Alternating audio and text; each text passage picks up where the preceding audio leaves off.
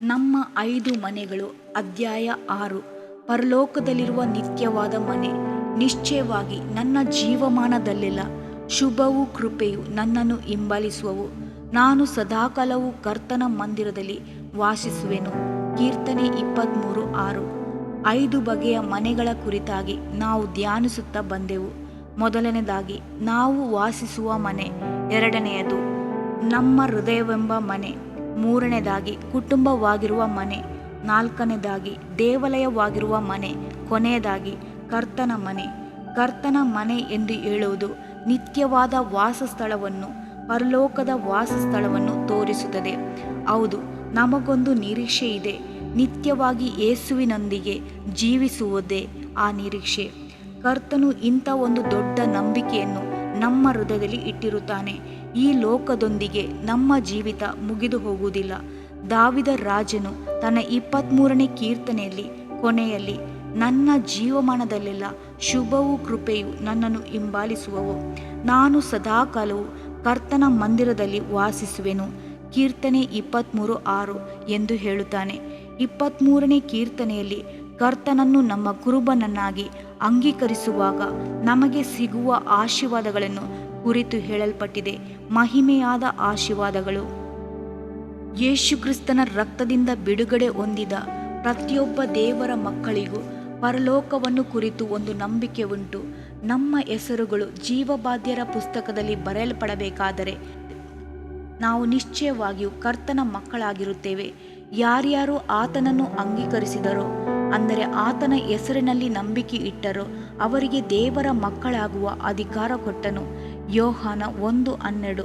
ಆದುದರಿಂದಲೇ ಅಪ್ಪ ತಂದೆಯೇ ಎಂದು ಕೂಗುವ ಮಕ್ಕಳ ಭಾಗ್ಯವನ್ನು ಹೊಂದಿದ್ದೇವೆ. ಮಾತ್ರವಲ್ಲ, ತಂದೆಯ ಮನೆಯಲ್ಲಿ ಕೋಟಿ ಕೋಟಿ ವರ್ಷಗಳು ನಿತ್ಯವಾಗಿ ಜೀವಿಸುವ ಭಾಗ್ಯವನ್ನು ನಾವು ಹೊಂದಿರುವೆವು.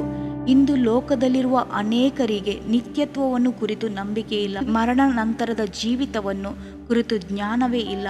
ಶರೀರದಿಂದ ಆತ್ಮವು ತೆಗೆಯಲ್ಪಡುವಾಗ ನಂತರ ಆ ಆತ್ಮದ ಸ್ಥಿತಿ ಏನು ಎಂದು ಯಾರು ಯೋಚಿಸುವುದಿಲ್ಲ. ಪ್ರೀತಿಯ ದೇವರ ಮಕ್ಕಳೇ, ನಾವು ಸತ್ತಾಗ ನಮ್ಮ ಶರೀರವು ಮಣ್ಣಿಗೆ ಸೇರುತ್ತದೆ, ಆದರೆ ಆತ್ಮವು ನಾಶವಾಗುವಂಥದ್ದಲ್ಲ. ಒಂದು ನಮ್ಮ ಆತ್ಮ ನಿತ್ಯ ನರಕಕ್ಕೆ ಹೋಗಬೇಕು, ಇಲ್ಲವೇ ನಮ್ಮ ಆತ್ಮವು ನಿತ್ಯ ಸಂತೋಷವನ್ನು ಕುರಿತು ಚಿಂತಿಸಬೇಕು. ಇವೆರಡರ ಕುರಿತಾಗಿ ಕರ್ತನು ಮುಂದಾಗಿ ಹೇಳಿರುತ್ತಾನೆ. 1. ಪಿಶಾಚನಿಗೂ ಅವನ ದೂತರಿಗೂ ಸಿದ್ಧ ಮಾಡಿರುವ ನಿತ್ಯ ಬೆಂಕಿ, ಗಂಧಕಗಳುರಿಯುವ ಕೆರೆ. ಮತ್ತಾಯ 25:41. ಮತ್ತೊಂದು, ದೇವರು ಯಜ್ಞದ ಕುರಿಯಾದಾತನು, 1000 ದೇವದೂತರುಗಳು, ಪರಿಶುದ್ಧ ಜನರು ಇರುವ ಪರಲೋಕ ರಾಜ. ಇವೆರಡರಲ್ಲಿ ಒಂದು ನಾವು ಆರಿಸಿಕೊಳ್ಳಲೇಬೇಕು. ಆರಿಸಿಕೊಳ್ಳುವಿಕೆ ನಮ್ಮದು. ನಾವು ಈ ಭೂಮಿಯಲ್ಲಿ ಜೀವಿಸುವಾಗಲೇ ಇದನ್ನು ಆರಿಸಿಕೊಳ್ಳಬೇಕು. ಯೇಸುಕ್ರಿಸ್ತನು ಈ ಲೋಕವನ್ನು ಬಿಟ್ಟು ಹೋಗುವ ಮೊದಲು ಅವನು ಶಿಷ್ಯರಿಗೆ ಪ್ರೀತಿಯಿಂದ ಹೇಳಿದನು, ನನ್ನ ತಂದೆಯ ಮನೆಯಲ್ಲಿ ಬಹಳ ಬಿಡಾರಗಳು ಇವೆ. ಇಲ್ಲದಿದ್ದರೆ ನಿಮಗೆ ಹೇಳುತ್ತಿದ್ದೆನು, ನಿಮಗೆ ಸ್ಥಳವನ್ನು ಸಿದ್ಧ ಮಾಡುವುದಕ್ಕೆ ಹೋಗುತ್ತೇನಲ್ಲ. ಯೋಹಾನ 14:2-3. ತಂದೆಯ ಮನೆಯಲ್ಲಿ ಅನೇಕ ವಾಸಸ್ಥಳಗಳು ಇದ್ದಾಗ್ಯೂ ಯೇಸುಕ್ರಿಸ್ತನು ನಮಗಾಗಿ ಒಂದು ಹೊಸ ವಾಸಸ್ಥಳವನ್ನು ಸಿದ್ಧ ಮಾಡಲು ಇಷ್ಟಪಡುತ್ತಾನೆ. ತಂದೆಯ ಮನೆಯಲ್ಲಿರುವ ಸ್ಥಳದಲ್ಲಿ ಒಂದು ವೇಳೆ ಹಳೆ ಒಡಂಬಡಿಕೆಯ ಪರಿಶುದ್ಧ ಜನರು ಬಂದಿದ್ದಿರಬಹುದು. ಅವರುಗಳು ಕರ್ತನ ಸ್ನೇಹಿತರು ಎಂಬ ಸಂಬಂಧದಿಂದ ಮಾತ್ರವೇ ಬಂದಿರಬಹುದು. ಆದರೆ ಹೊಸ ಒಡಂಬಡಿಕೆಯಲ್ಲಿ ಯೇಸುಕ್ರಿಸ್ತನ ರಕ್ತದಿಂದ ಬಿಡುಗಡೆ ಹೊಂದಿದ ನಾವಾದರೂ ಆತನ ಮೊದಲಗಿತ್ತಿ ಎಂಬ ಮಹಿಮೆಯಾದ ಹೆಸರು ಹೊಂದಿಕೊಂಡಿದ್ದೇವೆ. ನಾವು ಆತನ ರಕ್ತಕ್ಕೂ ಎಲುಬಿಗೂ ಬಾಧ್ಯಸ್ಥರು. ಆದಮನ ಪಕ್ಕೆ ಎಲುಬಿನಿಂದ ತೆಗೆದಂಥ ಸ್ತ್ರೀ ಮೊದಲಗಿತ್ತಿಯಾಗಿ ಬಂದ ಹಾಗೆ, ಕ್ರಿಸ್ತನ ಪಕ್ಕಿಗೆ ತಿವಿದು ತೆಗೆದ ಹಾಗೆ ಸಭೆ ಎಂಬ ಮೊದಲಗಿತ್ತಿಯಾಗಿ ಕಾಣಲ್ಪಡುವುದು. ಅದನ್ನೇ ಅಪೊಸ್ತಲರ ಕೃತ್ಯ 20:28ರಲ್ಲಿ ದೇವರು ಸ್ವರಕ್ತದಿಂದ ಸಂಪಾದಿಸಿಕೊಂಡ ಸಭೆಯನ್ನು ಪರಿಪಾಲಿಸುವುದಕ್ಕಾಗಿ ಎಂದು ನಾವು ಓದುತ್ತೇವೆ. ಸ್ನೇಹಿತರಿಗಿಂತಲೂ ಮೊದಲಗಿತ್ತಿ ವಿಶೇಷವಾದವಳು. ಮೊದಲಿಂಗನೊಡನೆ ಎಲ್ಲ ವಿಧದಲ್ಲಿಯೂ ಸಂಪೂರ್ಣವಾಗಿ ಅರಿತುಕೊಳ್ಳುವಳು.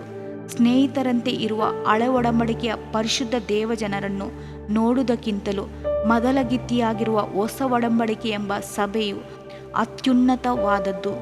ಆದುದರಿಂದಲೇ ಹಳೆ ಒಡಂಬಡಿಕೆಯ ಪರಿಶುದ್ಧ ಜನರನ್ನು ಕುರಿತು ಅಪೊಸ್ತಲನಾದ ಪೌಲನು ದೇವರು ನಮಗೋಸ್ಕರ ಶ್ರೇಷ್ಠವಾದ ಭಾಗ್ಯವನ್ನು ಏರ್ಪಡಿಸಿ ನಾವಿಲ್ಲದೆ ಅವರು ಸಿದ್ಧಿಗೆ ಬರಬಾರದೆಂದು ಸಂಕಲ್ಪಿಸಿದನು.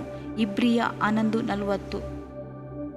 ಕೆಲವು ವರ್ಷಗಳ ಹಿಂದೆ ನಾನು ಪುರಣೈ ಎಂಬ ದೇಶಕ್ಕೆ ಹೋಗಿರುವಾಗ ಆ ದೇಶದ ಅರಸನಾದ ರಾಜರ ಅರಮನೆಯನ್ನು ನೋಡಲು ಕರೆದುಕೊಂಡು ಹೋದರು. ಆ ಅರಮನೆಯು ಬಹಳ ದೊಡ್ಡದಾಗಿ ಕಟ್ಟಲ್ಪಟ್ಟಿತ್ತು. ಅದರಲ್ಲಿ ಸುಮಾರು 1425 ಕೋಣೆಗಳಿದ್ದವು. ಅವುಗಳು ಬಹಳ ಸುಂದರವಾಗಿ ಅಲಂಕರಿಸಲ್ಪಟ್ಟಿದ್ದು, ಬಹಳವಾಗಿ ಒಳ್ಳೆಯ ರೀತಿಯಲ್ಲಿ ಅದನ್ನು ಪರಾಮರಿಸುತ್ತಿದ್ದರು. ನೆನೆಸಿದ ರೀತಿಯಲ್ಲಿ ಆ ರಾಜನು ವಿಮಾನದಲ್ಲಿ ಕೆಲಸ ಮಾಡುವ ಒಬ್ಬ ಹೆಣ್ಣನ್ನು ಪ್ರೀತಿಸಿದನು. ಎರಡನೆಯ ಮದುವೆಯಾಗಲು ರಾಜನು ಇಚ್ಛಿಸಿದನು. ಮೊದಲೇ ಇದ್ದ ಅರಮನೆಯಲ್ಲಿ ಅವಳನ್ನು ಕರೆದುಕೊಂಡು ಹೋಗಿ ಇಡಲು ಇಷ್ಟಪಡದೆ ಎರಡನೇ ಹೆಂಡತಿಗೆಂದೇ ಬೇರೆ ಒಂದು ಅರಮನೆಯನ್ನು ಕಟ್ಟಿಸಿದನು. ಅದು ಇನ್ನೂ ಸುಂದರವಾದದ್ದು. ಅವಳನ್ನು ಮದುವೆಯಾಗಿ ಹೊಸ ಅರಮನೆಗೆ ಕರೆದುಕೊಂಡು ಹೋಗಿ, ನಿನ್ನನ್ನು ನಾನು ಎಷ್ಟು ಪ್ರೀತಿಸುತ್ತೇನೆ ಎಂದನು. ಅವಳ ಹೃದಯ ಪರವಶಗೊಂಡಿತು. ಬಹಳವಾಗಿ ಅವಳು ಆನಂದಿಸಿದಳು. ಯೇಸು ಕ್ರಿಸ್ತನು ಮೊದಲೇ ಇದ್ದ ತಂದೆಯ ವಾಸಸ್ಥಳಕ್ಕೆ ನಮ್ಮನ್ನು ಕರೆದುಕೊಂಡು ಹೋಗದೆ ನಮಗಾಗಿಯೇ ಒಂದು ಹೊಸ ವಾಸಸ್ಥಳವನ್ನು ಏರ್ಪಡಿಸಲು ಚಿತ್ತವುಳ್ಳವನಾಗಿದ್ದಾನೆ. ಇಂದಿಗೂ ಅದನ್ನು ಕಟ್ಟುತ್ತಲೇ ಇದ್ದಾನೆ. ಆ ನಿತ್ಯವಾದ ವಾಸಸ್ಥಳವು ಎಷ್ಟು ಸುಂದರವಾಗಿರಬಹುದೆಂದು ಯೋಚಿಸಿ ನೋಡಿರಿ. ಆದಿ ಮನುಷ್ಯನಿಗಾಗಿ ಇಡೀ ಲೋಕವನ್ನು ಕರ್ತನು ಸೃಷ್ಟಿಸಿದನು. ಸುಂದರವಾದ ಬೆಟ್ಟಗಳು, ಹಳ್ಳಕೊಳ್ಳಗಳು, ಸಮುದ್ರಗಳು, ಸಾವಿರಾರು ಮರಗಳು, ಸುಂದರವಾದ ಗಿಡಬಳ್ಳಿಗಳು, ಲಕ್ಷಗಟ್ಟಲೆ ಪಕ್ಷಿಗಳು, ಮೃಗಗಳು, ಪ್ರಾಣಿಗಳು ಎಲ್ಲವನ್ನು ಉಂಟು ಮಾಡಲು ದೇವರಿಗೆ ಬರೀ 6 ದಿನಗಳು ಹಿಡಿಯಿತು. ಆ 6 ದಿನಗಳಲ್ಲಿ ಇಷ್ಟು ಸುಂದರವಾದ ಜಗತ್ತನ್ನು ಸೃಷ್ಟಿಸಿದನು.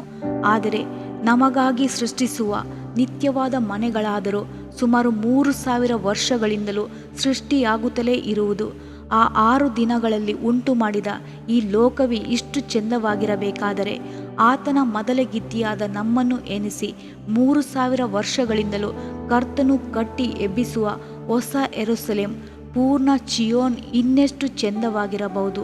ಆದುದರಿಂದ ಅಪೊಸ್ತಲನಾದ ಪೌಲನು ಆ ಪರಲೋಕ ರಾಜ್ಯವನ್ನು ನೆನೆಸಿ ಉಲ್ಲಾಸದಿಂದ, ನಾವಾದರೂ ಪರಲೋಕ ಸಂಸ್ಥಾನದವರು, ಕರ್ತನಾದ ಯೇಸು ಕ್ರಿಸ್ತನು ಅಲ್ಲಿಂದಲೇ ರಕ್ಷಕನಾಗಿ ಬರುವುದನ್ನು ಎದುರು ನೋಡುತ್ತಿದ್ದೇವೆ. ಫಿಲಿಪ್ಪಿ 3:20. ಯೇಸು ಕ್ರಿಸ್ತನ ಬರೋಣದಲ್ಲಿ ನಾವು ಎತ್ತಲ್ಪಡುವಾಗ ಆ ನಿತ್ಯವಾದ ಮನೆಗಳೆಲ್ಲವನ್ನು ಕಣ್ಣು ತಣಿಯುವವರೆಗೂ ನೋಡುವೆವು. ಅದಕ್ಕಾಗಿ ನಮ್ಮನ್ನು ಸಿದ್ಧಪಡಿಸಿಕೊಳ್ಳೋಣವೇ ಮಾತ್ರವಲ್ಲ, ನಮ್ಮ ವಸ್ತುಗಳಿಂದಲೂ ಸುವಾರ್ಥ ಸೇವೆಗಳಿಂದಲೂ ಅನೇಕ ಆತ್ಮಗಳನ್ನು ಗೆಲ್ಲುವಂತೆ ಮಾಡುವಾಗ ಅವರು ಕೂಡ ಆ ನಿತ್ಯ ವಾಸಸ್ಥಳದಲ್ಲಿ ಸ್ಥಳವು ಉಂಟಾಗುತ್ತದೆ. ಯೇಸು ಹೇಳಿದನೆಂದರೆ, ಅನ್ಯಾಯದ ಧನದ ಮೂಲಕವಾಗಿ ನಿಮಗೆ ಸ್ನೇಹಿತರನ್ನು ಮಾಡಿಕೊಳ್ಳಿರಿ, ಏಕೆಂದರೆ ಅದು ನಿಮ್ಮ ಕೈ ಬಿಟ್ಟು ಹೋದಾಗ ಅವರು ನಿಮ್ಮನ್ನು ಶಾಶ್ವತವಾದ ವಾಸಸ್ಥಾನಗಳಲ್ಲಿ ಸೇರಿಸಿಕೊಳ್ಳುವರು. ಲೂಕ 16:9.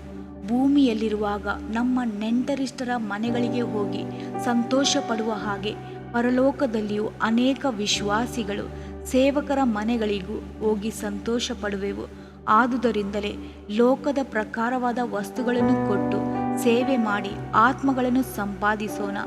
ಅಬ್ರಹಾಮನು ಮುಪ್ಪಿನ ಪ್ರಾಯದವನಾದಾಗ ಪರಲೋಕದ ವಾಸಸ್ಥಳವನ್ನು ಕುರಿತು ತವಕಪಟ್ಟನು, ನಿರೀಕ್ಷೆಯಿಂದಿದ್ದನು. ಅಬ್ರಹಾಮನನ್ನು ಕುರಿತು ವಾಕ್ಯವು ಹೇಳೋದು, ನಂಬಿಕೆಯಿಂದಲೇ ಅವನು ವಾಗ್ದಾತ್ತ ದೇಶಕ್ಕೆ ಬಂದಾಗ ಅಲ್ಲಿ ಅನ್ಯ ದೇಶದಲ್ಲಿ ಇದ್ದವನಂತೆ ಡೇರೆಗಳಲ್ಲಿ ಇದ್ದುಕೊಂಡು ಪ್ರವಾಸಿಯಾಗಿ ಬದುಕಿದನು. ಅದೇ ವಾಗ್ದಾನಕ್ಕೆ ಸಹಬಾಧ್ಯರಾಗಿದ್ದ ಇಸಾಕನು, ಯಾಕೋಬನು ಅವನಂತೆಯೇ ಡೇರೆಗಳಲ್ಲಿ ವಾಸಿಸಿದರು. ಇಬ್ರಿಯ 11:9-10. ಭೂಮಿಯಲ್ಲಿ ಗುಡಾರಗಳಲ್ಲಿ ವಾಸಿಸುತ್ತಿದ್ದ ಅಬ್ರಹಾಮನಿಗೆ ಮಹಿಮೆಯಾದ ಒಂದು ನಿರೀಕ್ಷೆ ಇದ್ದಿತು. ಅದು ಏನು? ದೇವರು ತಾನೇ ಕಟ್ಟಿದ ಅಸ್ತಿವಾರಗಳುಳ್ಳ ನಗರ, ಅದು ನಿತ್ಯವಾದ ವಾಸಸ್ಥಳ. ಅಲ್ಲಿ ನಿತ್ಯವಾದ ಸಂತೋಷವಿದೆ. ಆ ನಿತ್ಯವಾದ ವಾಸಸ್ಥಳವನ್ನು ಯೋಚಿಸಿ ನೋಡಿರಿ. ಭೂಮಿಯಲ್ಲಿರುವ ಪರಿಶುದ್ಧ ಭಕ್ತ ಜನರು, ಪರಲೋಕದಲ್ಲಿರುವ ದೂತರುಗಳು ಒಂದಾಗಿ ಸೇರಿ ಹೊಸ ಒಡಂಬಡಿಕೆಯ ಭಕ್ತರು, ಹಳ ಒಡಂಬಡಿಕೆಯ ಭಕ್ತರು ಅಲ್ಲಿ ಐಕ್ಯಗೊಳ್ಳುವರು. ಅಲ್ಲಿ ಎಲ್ಲರೂ ಒಟ್ಟಾಗಿ ಸೇರಿ ದೇವರನ್ನು ಸ್ತುತಿಸಿ ಆರಾಧನೆ ಮಾಡಿ ದೇವ ಸನ್ನಿಧಾನದಲ್ಲಿ ಸಂತೋಷಿಸುವೆವು. ಜೀವವೃಕ್ಷದ ಫಲಗಳನ್ನು ತಿಂದು ಜೀವದಲ್ಲಿ ಸೇರಿ ಜೀವ ಕಿರೀಟವನ್ನು ಹೊಂದಿ ಬಿಳಿ ವಸ್ತ್ರವನ್ನು ಧರಿಸಿ ನಾರು ಮಡಿಯನ್ನು ಹೊದ್ದು ಆಡಿ ಕುಣಿದಾಡಿ ಸಂತೋಷಿಸುತ್ತಾ ಇರುವೆವು. ದೇವರ ಮಕ್ಕಳೇ, ನಿಮ್ಮ ಆತ್ಮೀಯ ಕಣ್ಣುಗಳಿಂದ ಯಾವಾಗಲೂ ಪರಲೋಕದ ದೃಶ್ಯವನ್ನು ನೋಡುವವರಾಗಿರಿ. ಏಕೆಂದರೆ ಕಾಣುವವುಗಳು ಅನಿತ್ಯವಾದವುಗಳು, ಕಾಣದಿರುವಂಥದ್ದು ಸದಾಕಾಲವೂ ಇರುವಂಥದ್ದು. ಅಪೊಸ್ತಲನಾದ ಪೌಲನು ತನ್ನ ಮುಪ್ಪಿನ ಪ್ರಾಯದಲ್ಲಿ ಪರಲೋಕವನ್ನು ನೆನೆಸಿ ಎಷ್ಟು ತವಕಪಟ್ಟನು ಎಂಬುದನ್ನು ಧ್ಯಾನಿಸಿ ನೋಡಿರಿ. ಭೂಮಿಯ ಮೇಲಿರುವ ನಮ್ಮ ಮನೆ ಅಂದರೆ ನಮ್ಮ ದೇಹವೆಂಬ ಗುಡಾರ ಕಿತ್ತು ಹಾಕಲ್ಪಟ್ಟರು ದೇವರಿಂದುಂಟಾದ ಒಂದು ಕಟ್ಟಡ ಪರಲೋಕದಲ್ಲಿ ನಮಗುಂಟೆಂದು ಬಲ್ಲೆವು. 2 ಕೊರಿಂಥ 5:1-2, 7-9 ಎಂದು ತನ್ನ ಇಷ್ಟವನ್ನು ಬರೆದು ತಿಳಿಸುತ್ತಾನೆ. ದೇವರ ಮಕ್ಕಳೇ, ಕರ್ತನ ಬರುಣ ಬಹಳ ಸಮೀಪವಾಗಿದೆ. ನಾವು ಕರ್ತನ ರಾಜ್ಯವನ್ನು ಸ್ವತಂತ್ರಿಸಿಕೊಳ್ಳುವ ದಿನಗಳು ಬಹಳ ಸಮೀಪವಾಗಿದೆ. ಲೋಕದ ಅಂತ್ಯ ದಿನಗಳಲ್ಲಿ ಅಂತ್ಯಕ್ರಿಸ್ತನ ಆಳ್ವಿಕೆ ಬರುವುದರೊಳಗೆ ನಮ್ಮನ್ನು ತನ್ನ ಮನೆಗೆ ಕರೆದುಕೊಂಡು ಹೋಗುವಂತೆ ಯೇಸು ಕ್ರಿಸ್ತನು ಅತಿ ಶೀಘ್ರವಾಗಿ ಬರುವನು. ನಿತ್ಯವಾದ ಮನೆಯನ್ನು ನಾವು ಸ್ವತಂತ್ರಿಸಿಕೊಳ್ಳಲು ಹೋಗುವೆವು. ಈ ಭೂಮಿಯಲ್ಲಿ ಸ್ವಲ್ಪ ಕಾಲದ ಜೀವಿತದಲ್ಲಿ ನಮ್ಮ ಹೃದಯವೆಂಬ ಮನೆಯನ್ನು ಕರ್ತನಿಗಾಗಿ ಒಪ್ಪಿಸಿಕೊಡುವುದಾದರೆ, ನಾವು ವಾಸಿಸುವ ಮನೆಯಲ್ಲಿ ಕರ್ತನಿಗೆ ಸ್ಥಳ ಕೊಡುವುದಾದರೆ, ನಿತ್ಯವಾಗಿರುವ ಪರಲೋಕದ ಮನೆಯಲ್ಲಿ ನಮಗೆ ಆತನು ಸ್ಥಳವನ್ನು ಕೊಡುವನು. ಆಗ ನಾವು ಕೀರ್ತನೆಗಾರನೊಂದಿಗೆ ಸೇರಿ ನನ್ನ ಜೀವಮಾನವೆಲ್ಲ ಶುಭವೂ ಕೃಪೆಯು ಹಿಂಬಾಲಿಸುವವು. ನಾನು ಸದಾಕಾಲವು ಕರ್ತನ ಮಂದಿರದಲ್ಲಿ ವಾಸಿಸುವೆನು ಎಂದು ಬಹಳ ಸಂತೋಷದಿಂದ ಹೇಳಬಹುದು. ಕರ್ತನು ನಿಮ್ಮನ್ನು ಆಶೀರ್ವದಿಸಲಿ, ತನ್ನ ಮಹಿಮೆಯಾದ ಬರುಣಕ್ಕೆ ನಿಮ್ಮನ್ನು ಸಿದ್ಧಪಡಿಸಲಿ. ಆಮೇನ್. ಹಲ್ಲೆಲೂಯಾ. ಇದರಿಂದ ನಿನ್ನ ದೇಹಕ್ಕೆ ಆರೋಗ್ಯವು, ಎಲುಬುಗಳಿಗೆ ಸಾರವು ಉಂಟಾಗುವವು. ಜ್ಞಾನೋಕ್ತಿಗಳು 3ನೇ ಅಧ್ಯಾಯ 8ನೇ ವಾಕ್ಯ. ಪ್ರಿಯ ವೀಕ್ಷಕರೇ ಮತ್ತು ಕರ್ತನಲ್ಲಿ ಸಹೋದರ ಸಹೋದರಿಯರೇ, ನೀವು ನಮ್ಮ ಈ ಕಾರ್ಯಕ್ರಮವನ್ನ ವೀಕ್ಷಿಸಿದ್ದಕ್ಕಾಗಿ ದೇವರ ನಾಮದಲ್ಲಿ ನಿಮಗೆ ವಂದನೆಗಳು. ದೇವರ ವಾಕ್ಯವು ನಮ್ಮ ಎಲುಬಿಗೆ ಬಲವೂ ಸಾರವೂ ಆಗಿದೆ ಎಂದು ಸತ್ಯವೇದವು ಹೇಳುವಂತೆ ಈ ಕಾರ್ಯಕ್ರಮವು ನಿಮಗೆ ಆಶೀರ್ವಾದಕರವಾಗಿದೆ ಎಂದು ನಂಬುತ್ತೇವೆ. ಪ್ರಿಯ ವೀಕ್ಷಕರೇ, ನಮ್ಮ ಈ ಸೇವೆಗಾಗಿ ಪ್ರಾರ್ಥಿಸಿರಿ ಮತ್ತು ಎಲ್ಲಾ ಕಾರ್ಯಕ್ರಮಗಳನ್ನ ಇತರರೊಂದಿಗೆ ಶೇರ್ ಮಾಡಿರಿ. ಅದೇ ರೀತಿಯಾಗಿ ನಮ್ಮ ಈ ಯೂಟ್ಯೂಬ್ ಚಾನೆಲ್ ಅನ್ನು ಸಬ್ಸ್ಕ್ರೈಬ್ ಮಾಡಿರಿ ಹಾಗೂ ಲೈಕ್ ಮಾಡಿ. ನಿಮ್ಮ ಅನಿಸಿಕೆಗಳನ್ನು ಕಮೆಂಟ್ ಬಾಕ್ಸ್ನಲ್ಲಿ ನಮಗೆ ತಿಳಿಯಪಡಿಸಿ. ನಮ್ಮ ಸಂಖ್ಯೆ 7022104605. ಈ ಸಂಖ್ಯೆಗೆ ಕರೆ ಮಾಡಿರಿ. ಒಬ್ಬ ಪಾಪಿಯ ಪ್ರಾರ್ಥನೆ. ಯೇಸುವನ್ನು ರಕ್ಷಕನಾಗಿ ಅಂಗೀಕರಿಸಲು ಮಾಡಬೇಕಾದ ಪ್ರಾರ್ಥನೆ.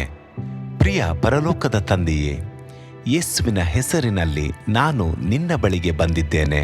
ನನ್ನ ಬಳಿಗೆ ಬರುವವರನ್ನು ನಾನು ತಳ್ಳಿಬಿಡುವುದೇ ಇಲ್ಲ. ಯೋಹಾನ 6:37 ಎಂದು ನಿನ್ನ ವಾಕ್ಯ ಹೇಳುತ್ತದಲ್ಲ. ಆದ್ದರಿಂದ ನೀನು ನನ್ನನ್ನು ತಳ್ಳಿಬಿಡದೆ ನನ್ನನ್ನು ಸೇರಿಸಿಕೊಳ್ಳುವಿ ಎಂದು ನನಗೆ ಗೊತ್ತಿದೆ. ಆದ್ದರಿಂದ ನಾನು ನಿನಗೆ ಸ್ತೋತ್ರ ಮಾಡುತ್ತೇನೆ.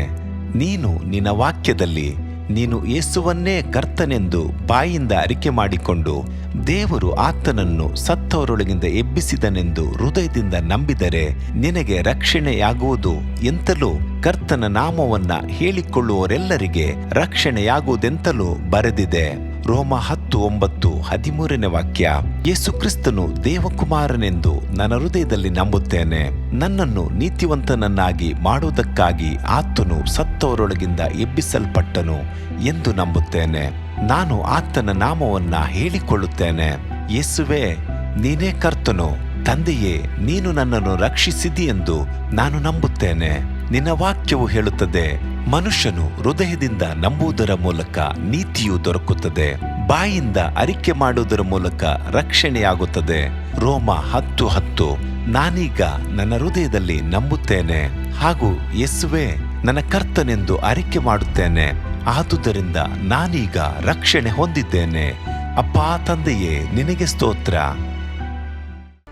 ಲೂಕನು ಬರೆದ ಸುವಾರ್ತೆ 11ನೇ ಅಧ್ಯಾಯದಲ್ಲಿ ಬರೆದಿರುವಂತೆ, ನಿಮ್ಮಲ್ಲಿ ತಂದೆಯಾದವನು ಮೀನನ್ನು ಕೇಳುವ ಮಗನಿಗೆ ಮೀನು ಕೊಡದೆ ಹಾವನ್ನು ಕೊಡುವನೆ?